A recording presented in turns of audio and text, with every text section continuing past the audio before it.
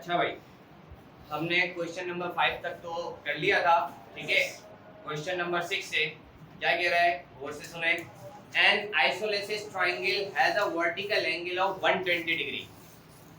कह रहा है एक आइसोलेसिस ट्रायंगल है, ठीक है जी।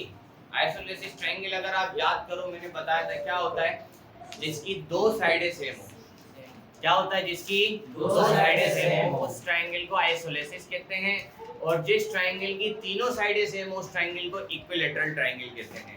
तो बहरहाल यहाँ पे आइसोलेसिस ट्रायंगल की बात हो रही है, मतलब दो साइडें सेम। चलो इसको ड्रॉ कर लेते हैं। अच्छा जी, ये आपके पास उसने बोला आइसोलेसिस ट्रायंगल है जिसका वर्टिकल एंगल है 120 डिग्री का। वर्टिकल एंगल कितना, 120 डिग्री। अब वर्टिकल एंगल से मुराद ये एंगल की बात कर रहा है, ये है 120 डिग्री। बात समझ में आई? ये एंगल कितना है, 120 डिग्री। आगे कह रहा है एंड बेस 40 सेंटीमीटर। बेस मतलब ये कह रहा है ये जो बेस है ये कितनी है भाई, ये है 40 सेंटीमीटर। आगे क्या कह रहा है, आगे कह रहा है find the length of its altitude. कह रहा है इस ट्रायंगल की एल्टीट्यूड की लेंथ मालूम करो। अब एल्टीट्यूड से मुराद क्या है, एल्टीट्यूड से मुराद ये है कि मैं अगर इसके वर्टिकल एंगल से एक लाइन ड्रॉ करता हूँ स्ट्रेट, तो ये जो लाइन है ये लाइन कहलाती है क्या, एल्टीट्यूड माना हाइट। ये लेंथ को मालूम करने को कह रहा है। अब आप थोड़ा गौर करें, अगर तो ये एक ट्रायंगल के अंदर ये जो लाइन है, इस लाइन की वजह से ये ट्रायंगल दो ट्रायंगल्स में डिवाइड हो गया। Am I right or wrong? Yes, right. अगर ये दो में डिवाइड हो गया, मैं ये एक ट्रायंगल का पीस निकालूं बाहर, तो मुझको ये ट्रायंगल कुछ ऐसा नजर आएगा। ये ट्रायंगल मुझको कुछ ऐसा नजर आएगा। ये जो 120 है ये डिवाइड होके कितना हो गया, 60 हो गया। 60 यहाँ पर 90 डिग्री बन गया, ऐसा ही है। Yes, sir. और ये जो टोटल लेंथ 40 थी ये डिवाइड हुई तो ये हो गई 20 सेंटीमीटर। गलत तो नहीं बोला? No, sir. कोई कंफ्यूजन? No. अच्छा, मुझे मालूम करना है ये एल्टीट्यूड, ऐसा ही है। Yes, sir. इस एल्टीट्यूड को मैं कह देता हूँ x। क्या कह देता हूँ, X. x। तो मैंने यहाँ पे बोला let x be the altitude of triangle। अच्छा जी, अब मुझे बताओ, इसको देखेंगे ना सॉल्व करने के लिए। Yes. मुझे ये बताओ इस ट्रायंगल को मैं किस एंगल की रेस्पेक्ट से देखूं? 60। क्योंकि हम ये डिस्कस कर चुके हैं कि जब ट्रायंगल हम देखते हैं तो 90 के अलावा जो एंगल होता है उसकी रेस्पेक्ट से। अगर मैं 60 की रेस्पेक्ट से देखता हूं, मैं यहाँ पे कर देता हूँ rough word with according to with respect to 60 degree. अगर मैं विथ रिस्पेक्ट टू 60 ट्रायंगल को देखता हूं तो मुझे बताओ बेस क्या है, X. शाबाश।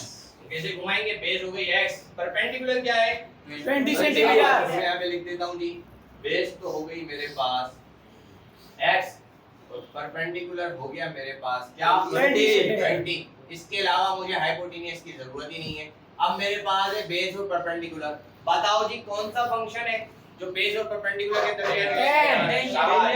तो मैंने बोला हम जानते हैं tangent theta is equal to perpendicular upon base. हाँ भाई, कोई कंफ्यूजन? No. अच्छा जी, टेंजेंट थीटा की जगह पे क्या रखूंगा बताएं? 60. शाबाश, 60। आगे इज इक्वल टू परपेंडिकुलर की जगह पे परपेंडिकुलर देखो 20 अपॉन बेस की जगह पे X. शाबाश। हमको क्या चाहिए, X. तो फिर सब्जेक्ट किसको बनाए, X. कैसे बनाए, x 20 से क्या हो रहा है, Divide. अंदर जाएगा टेंजेंट Multiply. शाबाश। तो ये हो जाएगा tangent 60 multiply by x is equal to what, 20। क्या x सब्जेक्ट बन गया? No. अभी टेंजेंट 60 x से क्या हो रहा है, Multiply. अंदर जाएगा 20 से Divide. ये हो जाएगा x is equal to 20 divided by tangent 60। x is equal to, अब आप 20 को डिवाइड कर देंगे किससे, टेंजेंट 60 से। समझ गया? अच्छा जी, 20 डिवाइडेड बाय tan 60, ये आ गया आपके पास 11.54 सेंटीमीटर। ये हमारे पास क्या आ गई इस ट्रायंगल की एल्टीट्यूड। बात समझ में आती है? Yes, sir. कंफ्यूजन? No. परेशानी? No. सब आसानी? Yes. अच्छा जी, ये तो हो गया आपका क्वेश्चन नंबर 6। चलो Sir. हाँ इस ट्रायंगल की तो एक साइड मालूम होगी। बेटा मालूम ही नहीं करना था। एल्टीट्यूड ये था ना, एल्टीट्यूड ये था, यस तो हम वो ये ट्रायंगल लेके करें मालूम, ये लेके करें, ये लेंथ तो हो जाएगी हमें मालूम। ये चीज है ना। अच्छा जी, अब आगे बढ़े। क्वेश्चन 7 के अंदर आपसे क्या कह रहा है? Simple, a tree of 180 diameter height on the bank of the river, एक ट्री है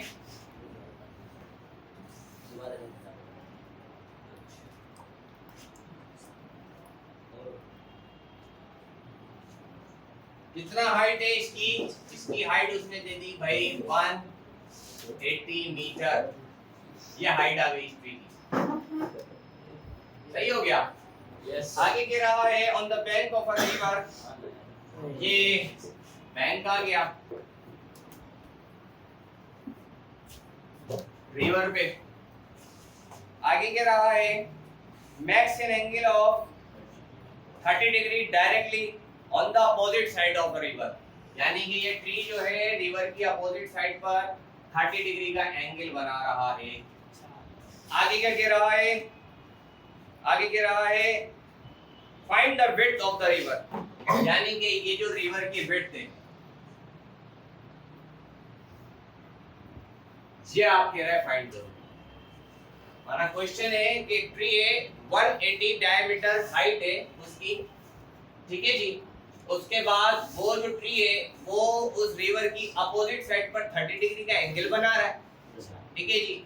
इस रिवर की जो विड्थ है वो आपने मालूम करनी है। अब जो विड्थ मालूम करनी है आप उसको क्या सपोज कर लो? x। Let x be the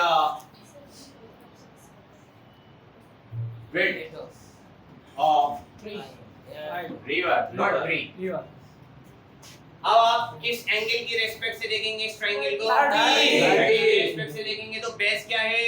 x शाबाश। परपेंडिकुलर क्या है? 180। हमें बस यही तो चाहिए, हाइपोटेन्यूज की तो जरूरत नहीं है। हो जाएगा? Yes, sir. उसके बाद आगे बढ़ो। क्वेश्चन नंबर 10 देखें क्या कह रहा है आपसे। क्वेश्चन 10 कह रहा है, सवाल क्या था दोबारा कर देता हूँ। The foot of the tower is at a distance of 20 metre, 20 metre के डिस्टेंस पर है।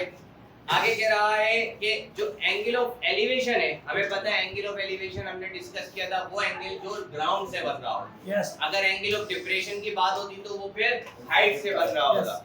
सही है? याद है? Yes, sir. बहरहाल अगर भूल गए तो याद रखना, जब भी एंगल ऑफ एलिवेशन वर्ड हो तो आप एंगल बनाओगे ग्राउंड से, जैसे भी आप पूछी थी। तो जब भी एंगल ऑफ डिप्रेशन की बात होगी तो एंगल बनाओगे आप हाइट से, ठीक है। आगे कह रहा है फाइंड द हाइट। हाइट कह रहा है आपसे कि हाइट बताओ उस टावर की क्या होगी। अब मुझे आप बताओ इस ट्रायंगल को किस एंगल की रिस्पेक्ट से देखोगे? 60 की रिस्पेक्ट से देखोगे तो बेस आपके पास क्या हो गई? 20। परपेंडिकुलर क्या हो गया? H। परपेंडिकुलर हो गया h। सपोज कर लो let h be the height of tower. Tower की हाइट कितनी है? h। अच्छा जी, बेस और परपेंडिकुलर है, बताओ कौन सा बनेगा? 10। शाबाश। मतलब आप ये कर लोगे? चेक करवाने की जरूरत तो नहीं? No, sir. Very good. अच्छा जी, अब हम बात करते हैं क्वेश्चन नंबर 11 की।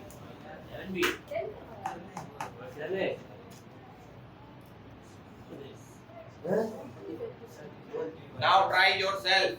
Yes, sir. क्वेश्चन नंबर 11 कह रहा है find the measure angle of elevation of the sun. क्या मालूम करने को कह रहा है?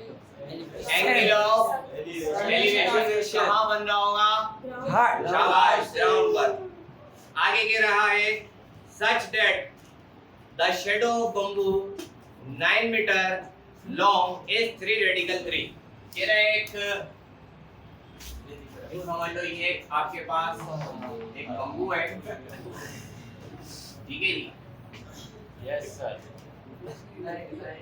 और ये सूरज मामा है, Yes, sir.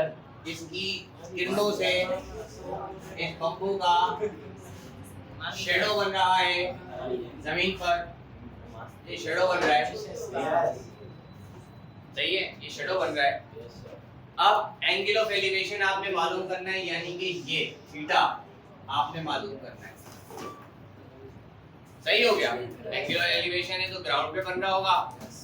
अब यहाँ पे देखो कंफ्यूज करने के लिए इसने किस तरह से लेंथ दी हुई, इसने बोला है कि जो शेडो है, shadow of a bamboo 9 metre long, यानी ये जो 9 मीटर लॉन्ग है ये बम्बू की लेंथ है, इसकी लेंथ है। आगे कह रहा है the shadow of bamboo 9 metre long is 3 radical 3, ये जो 3 रेडिकल 3 है ये किसकी लेंथ है, शेडो की, यानी शेडो की लेंथ आ गई आपके पास 3 रेडिकल 3 और बम्बू की लेंथ आ गई आपके पास 9 मीटर। ठीक हो गया? ठीक हो गया? कोई कंफ्यूजन? और एंगल ऑफ एलिवेशन मालूम कर रहा है, एंगल ऑफ एलिवेशन यानी कि थीटा, ये आपसे वो मालूम कर रहा है। क्वेश्चन नंबर 11 है। तो आप मुझे बताओ, आप इसी थीटा की रिस्पेक्ट से देखोगे ट्रायंगल को? Yes. तो ये लेंथ हो गई आपके पास क्या? Base. ये लेंथ हो गई आपके पास क्या? Perpendicular. बोला हम जानते हैं जी, बेस हो गई हमारी, ये रफ वर्क चल रहा है, ठीक है, ये जो ऊपर लिख रहा हूं मैं ये रफ वर्क है। बेस हो गई हमारे पास क्या? 3 रेडिकल 3 और परपेंडिकुलर हो गया हमारे पास क्या? 9 मीटर। सही हो गया? यहाँ तक कोई कंफ्यूजन? अच्छा, कौन सा फंक्शन है बताओ? Tangent. हमने बोला हम जानते हैं tangent theta is equals to perpendicular upon base. Base simple, जरूरी नहीं है इत्तेफाक ये हो रहे हैं, ऐसा ना हो कि पेपर में आपके पास आए तो आप टेंजेंट ही लगा दो आंखें बंद करके। फिगर को ड्रॉ करके करना तो आपको समझ में आएगा कि ये क्या आपसे इसने क्या गिवन है और क्या मांग रहा है, ठीक है। और लाजमी आते हैं सवाल इससे रिलेटेड।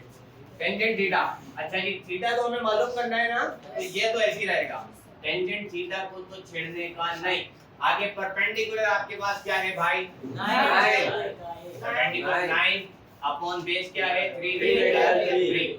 अच्छा जी 3 1 3 3 3 9, तो आपके पास क्या आया? 3 टेंजेंट थीटा